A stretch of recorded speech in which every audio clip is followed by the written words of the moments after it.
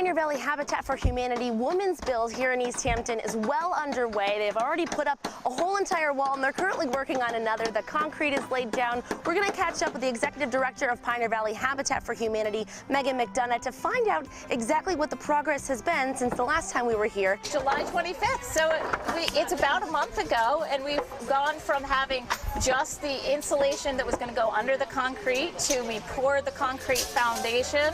We've gone all the way around that foundation to put down the sill plates, which is the wood that the walls are going to rest on.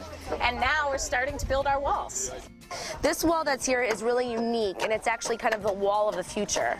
It is, because we're building this wall with really not just one wall, but two walls so that we can get more insulation.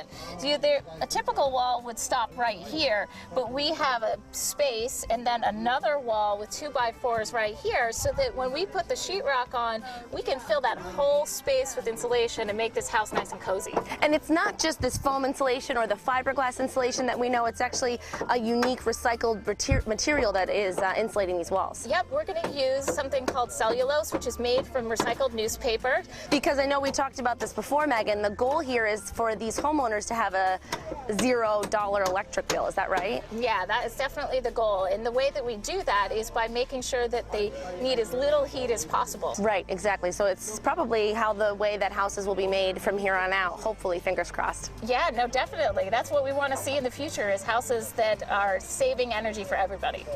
In addition to building walls, the crew has been hard at work getting closer and closer to the finish line. We've been working with, getting the site ready. We've also had some other things, like we built a recycling shed so we can make sure we have our trash and recycling sorted during the construction. And we've been working on training volunteers and site supervisors. This is a marathon and not a sprint. We need volunteers throughout the entire process. And actually, the very beginning is almost the most exciting, seeing the wall raise. But we need people from wall raising to painting to, all those little details at the end of the project that need to make a house into a home.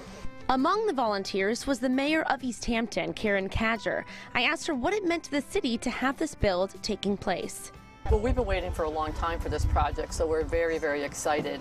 And the first thing I noticed when I came to the lot last week is what a gorgeous lot. I mean, I would love to have this lot, have my coffee in the morning here, but as far as Women's Build and Habitat for Humanity, it's something I've been wanting to get involved in for many, many years. So to have it come to Easthampton is just like, checking something off my bucket list. She told me what her experience so far as a Habitat for Humanity volunteer has been like. Oh, it's amazing.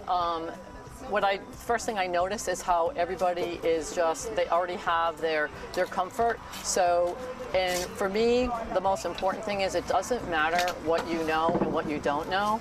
Last week, Yamel trained me on the chop saw, but it's just fascinating what you can learn if you want to, but if you don't, everybody can help. There's always something for somebody to do, whether it's stacking wood, whether it's measuring, but there's just so many hands-on things, and I think it's great that no matter who shows up, you've completely contributed to a fantastic project. Megan explained how you can get involved.